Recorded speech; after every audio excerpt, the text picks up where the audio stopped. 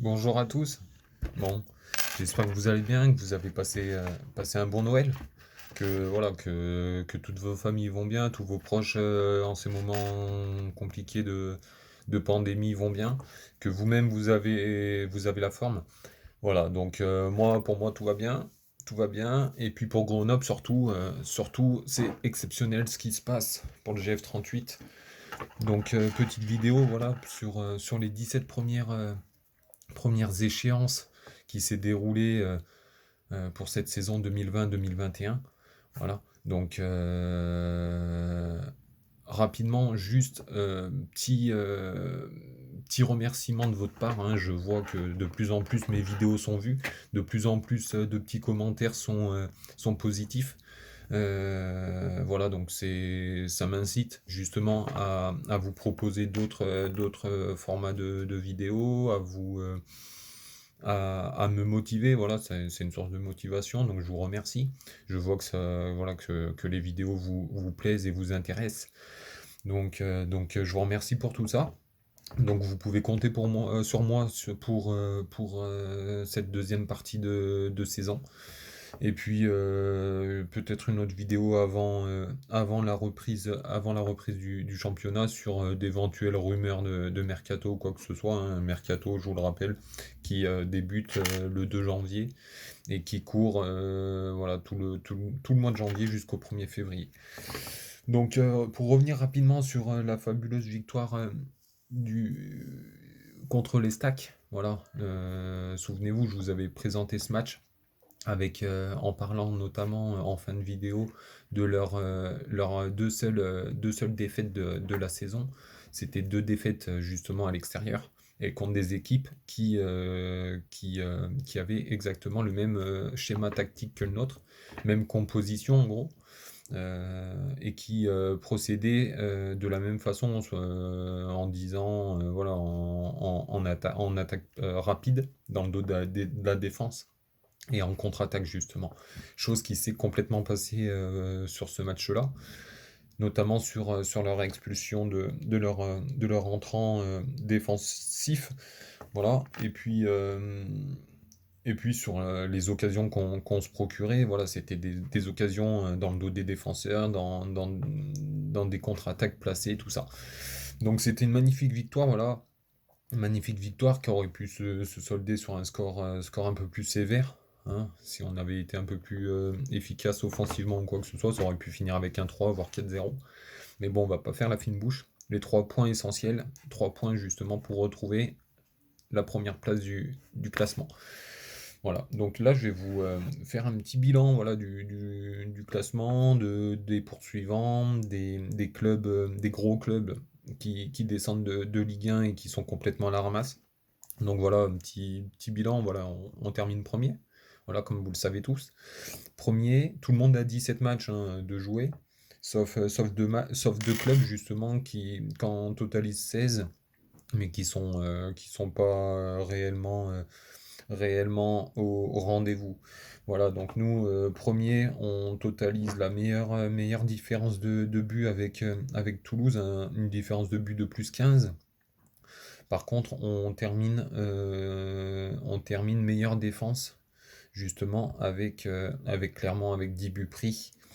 Euh, on totalise en moyenne 2 points par match. Donc autant vous dire que si on continue à ce rythme-là, fin de saison, c'est la première place, voire la deuxième assurée à coup sûr. 2 points par match, c'est juste impressionnant. Voilà. Donc 34 points avec 3. Par contre, 3 ils ont une différence de but inférieure à la nôtre. Après, par contre, derrière, voilà, ça colle au cul carrément. Toulouse, qui ont 32 points, donc 2 points en moins que nous. Après, Auxerre et Paris, ils ont 31 points, donc 3 points en retard. Par contre, Clermont, voilà, Clermont, même eux, premier club qui sort de ce top 5, qui ont 4 points de moins avec un total de 30 points. Voilà, donc autant vous dire que les 3 prochains matchs jusqu'à à la J20, ça annonce à nouveau des matchs très importants pour nos bleus et blancs. Voilà. Après, pour revenir rapidement, mais ça nous intéresse pas vraiment, sur les gros clubs qui sont descendus, qui sont complètement à la rue, c'est Amiens et Guingamp, 10e et 15e. Voilà, Amiens, bon, c'est pas encore fini, mais ils ont uniquement 23 points, donc déjà 11 points de retard par rapport à nous. Et puis Guingamp, 15e, avec seulement 16 points. Autant vous dire que eux, déjà, sauf hécatombe des 4-5 premiers, je vois mal Guingamp jouer la montée dès cette saison-là, voire même peut-être pire, avec certainement peut-être deux trois joueurs qui voudront potentiellement voir ailleurs dès le mois de janvier. Donc autant vous dire que Guingamp, pour moi, à mes yeux, même si dans le football, c'est jamais écrit avant le coup de sifflet final, mais pour moi, Guingamp, avec 16 points, 16 points, c'est 18 points de retard par rapport à nous. Euh, 15, 15 sur le top 5. Autant vous dire que c'est 15 points de retard, c'est énorme. Même s'il reste encore 21 journées, 15 points, ouais. Sachant qu'en général, en Ligue 2, le top 5 euh, rapporte des points à chaque match. Pour moi, c'est boîte. Voilà. Bon, après, tant mieux pour nous, hein, voilà. Donc, voilà sur le classement. Classement des buteurs, rapidement, classement des buteurs. On n'est pas dans le top top. Mais par contre, voilà, ça reste fidèle à ce qu'on produit depuis le début du championnat, c'est-à-dire des buteurs qui peuvent venir de tout poste, hein. Diallo, JT Bennett, ce sont nos meilleurs buteurs avec 4 points, 4 buts, pardon. Et puis derrière Anani qui en est à 3. Donc voilà, c'est notre force de ce début de championnat, moi je trouve. Je sais pas ce que vous en pensez. C'est notre force justement d'avoir 4 voire 5 buteurs qui peuvent marquer à tout moment pendant un match. Voilà. Et même niveau passeur, hein, il n'y a pas que Bennett qui fait des passes décisives avec ses 4 passes D ou Ravé. Diallo, il en a mis 2, et puis Anani, ok, il marque 3 buts, mais il fait 3 passes décisives. Donc pour moi, voilà, cette saison, c'est vraiment ça qui fait notre force, et que j'espère voir justement euh, pour cette deuxième partie de championnat. Grenoble. Grenoble à domicile, on le sait, c'est la première équipe, meilleure équipe à domicile, avec seulement 8 matchs joués. 18 buts marqués. Donc pour 8 matchs, 18 buts, c'est un peu plus de 2 buts par match. À domicile, on n'en prend que 4. Donc en gros, on prend qu'un but tous les 2 matchs. Donc c'est fabuleux, c'est cool. On totalise en 8 matchs 22 points. Et on le sait, hein, un vaincu, donc 0 défaite, 7 victoires, 1 nul. À l'extérieur, par contre, on est 7ème. C'est un peu le petit bémol que j'ai à reprocher. Voilà, avec 3 victoires, 3 nuls et 3 défaites, sachant qu'on a perdu à Amiens et Guingamp, je crois. Et puis le premier match aussi de la saison qui était aussi à l'extérieur. Sans cette série-là, voilà, après, il y avait des défaites vraiment pas méritées, comme le coach le disait, à Amiens, jamais on doit perdre. Euh, donc bon, à l'extérieur, si on avait pu prendre 2 ou 3 points en plus, on serait un peu plus paisible à la tête du classement. Mais bon, voilà, on n'a pas de reproche à faire. C'était juste un petit récap de notre classement domicile-extérieur. Voilà, pour moi, 2 points de moyenne, que ce soit à domicile ou à l'extérieur, c'est fabuleux. Donc voilà. Après, justement, je vous parlais des prochaines échéances à venir, notamment les 3 prochains matchs, hein, un gros match, Clermont-Auxerre. Donc on se déplacera le 5 janvier à Clermont. S'ils nous battent, on les fait monter dans le top 5. Si on les bat, on les écarte un petit peu. Après le 9 janvier, voilà, je me permets de faire passer le message pour ceux qui ont pas vu le message posté sur Facebook notamment. Le match du 9 janvier où on accueillera Auxerre, pour ceux qui le désirent, on peut être à proximité du stade. Je ne sais plus quelle entrée, mais là où le bus arrive, pour accueillir et féliciter notamment nos Grenoblois. Donc ça sera à l'avant-match, je ne sais plus trop l'heure. Mais voilà, le match du 9 janvier contre Auxerre, on compte sur vous pour vous déplacer rapidement au stade et puis pour accueillir comme il se doit le bus de nos joueurs, du coach aussi.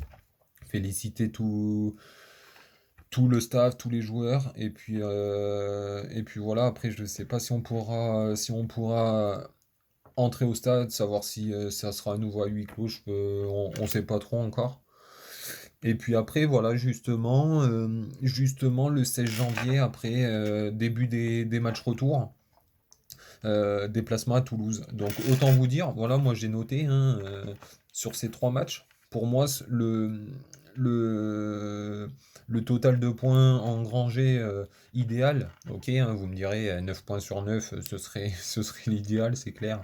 Mais sachant qu'on se déplace à Clermont, qu'on accueille Auxerre, je vous rappelle, Clermont 6e, Auxerre 4e, et déplacement à Toulouse, 9 points sur 9, normal, ce serait l'idéal. Mais pour moi, l'idéal, 5 points. Dites-moi en commentaire ce que vous pensez. 5 points pris sur 9. Donc en gros, 5 points, c'est une victoire de nul. Genre, les deux nuls à Clermont, à Toulouse, et puis une petite victoire à domicile. Justement, si on serait dans le stade, ce serait encore plus fabuleux contre Auxerre. Voilà, mais 5 points sur 9 pour moi, 5 points sur 9 je pense qu'on pourrait potentiellement rester à nouveau premier, voire deuxième. Mais ça permettrait de garder un peu nos distances sur Clermont, notamment, qui est sixième. Et puis, euh, et puis, euh, et puis voilà. Donc pour moi, voilà, cinq sur 9 je signerai direct. Et puis voilà. Sur ça, c'est bon pour moi. Après, je voulais vous dire un petit peu, je sais pas ce que vous en pensez, mais les objectifs hein, d'après-match, justement, conférence d'après-match de Montbry je ne sais pas si vous l'avez entendu, mais qui parle de maintien. Qui parle de maintien, voilà, on va pas se voiler la face. Maintien d'ici 8 points, ça sera les 42 points promis au club maintenu. Euh, dans 8 points de maintien sera assuré. Ce serait une très très grosse déception de terminer, euh, de terminer uniquement avec 42 points, voire même un petit peu plus. Donc autant vous dire que voilà, maintien pour moi, c'est plus du tout au goût du jour. Et je pense même que voilà, il commence à discuter un petit peu de rester dans le top 5 pour jouer les playoffs, tout ça. Hein, comme vous le savez, c'est les deux premiers qui montent directement. Et puis le 3, 4, 5 qui joueront les playoffs. Euh, Après, je sais pas, je peux me tromper, hein, mais moi, au vu des recrues du mercato qu'on a fait cet été, je me demande s'ils avaient pas une petite idée en tête justement de titiller un petit peu le top 5. Pourquoi pas, hein, si on faisait un bon début de championnat ou quoi que ce soit. Avec justement cette formule de turnover, de jamais avoir le même 11 de départ de match après match. Si c'était pas déjà tout calculé, tout ça. Parce que je vous rappelle, hein, c'est pas uniquement sur le marathon de 9 matchs que le coach a décidé de faire du turnover, hein. C'était déjà officiel avec JT Anani. Un coup l'un jouait, l'autre était sur le banc, puis rentrait au bout de 60-70 minutes.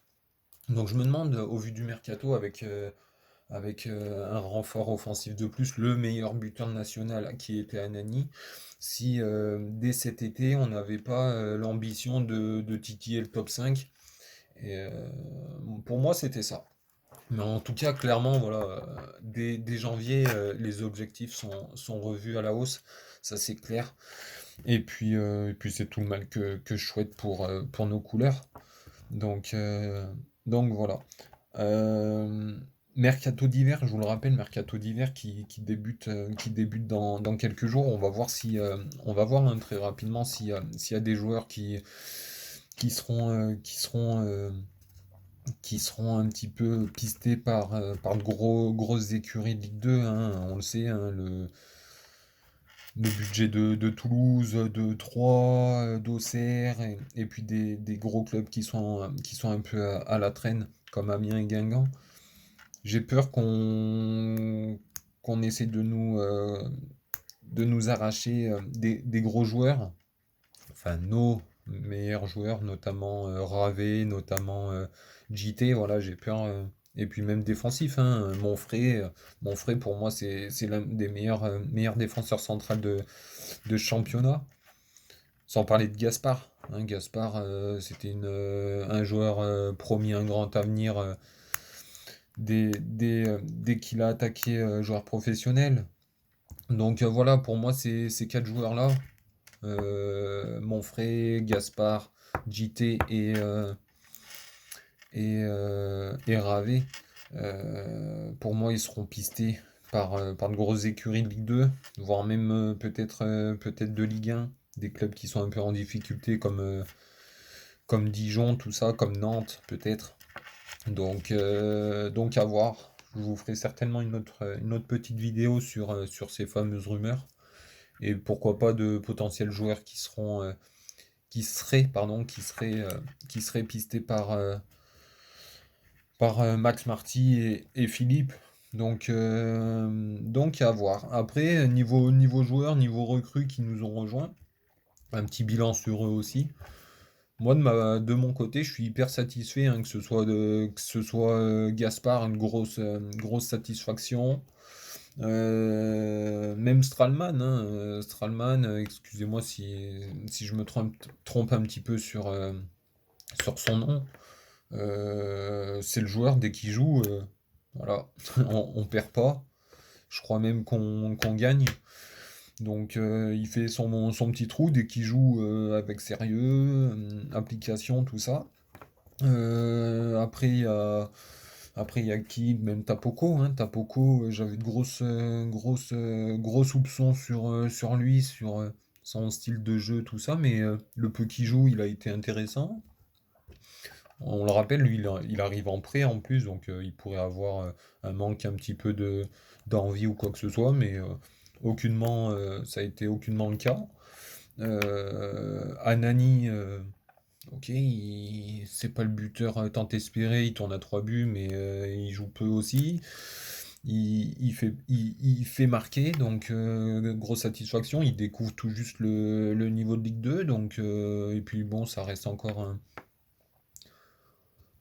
un bon joueur de notre effectif. Ravé, exceptionnel, hein. Ravé, le retour aux sources avant sa blessure, des stats énormes. Donc hâte de le revoir, j'espère, pour affronter Toulouse. Voire peut-être OCR, mais il sera à mon goût un peu trop juste à voir. Mais voilà, après, j'ai adoré, sans compter les joueurs, j'ai adoré le turnover justement de Philippe, le coaching, tout ça, le fait de jamais faire jouer un attaquant 90 minutes, plusieurs matchs d'affilée, voilà, ça apporte de la fraîcheur au match. Dès qu'il y a des brèches à, à- à creuser, voilà, avec l'entrée de JT ou Anani, les ailiers, pareil, ça tourne Semedo, Diallo. Donc même le coaching, il a souligné. Et voilà, le tout qui a été, c'est un tout en fait qui fait que Grenoble vire en tête. Donc exceptionnel, voilà. Donc ça sera tout pour aujourd'hui les gars. Je vous remercie en tout cas de votre soutien, de vos vues sur mes vidéos, de vos petits commentaires pour ceux qu'en laisse un petit peu. Et puis, je vous dis à très vite, hein, très vite, courant début janvier, forcément avant le 5 janvier, je vous ferai la présentation du déplacement à Clermont, et peut-être un peu avant sur deux, trois rumeurs, je pense qu'il y en aura, hein, deux, trois rumeurs notamment sur certains de nos joueurs justement qui seront potentiellement visés par de grosses écuries de Ligue 2, voire de Ligue 1. Voilà. Mais en tout cas, j'espère aucun mouvement, peut-être une arrivée qui serait peut-être bien vue au poste de milieu de terrain, même si Flo Mich est revenu ou quoi que ce soit. Mais voilà. En tout cas, les gars, je vous souhaite de bien reprendre la semaine. Je vous souhaite de passer un bon réveillon. Prenez soin de vous, prenez soin de vos proches, et puis on se dit dans tous les cas à très vite. Et puis oubliez pas le petit rassemblement pour accueillir nos joueurs avant le match contre Auxerre le 9 janvier. En tout cas, moi j'essaierai d'être présent pour leur faire comprendre qu'on est fier d'eux, que je suis fier d'eux, et puis voilà. Merci à vous, passez une bonne semaine. Bise.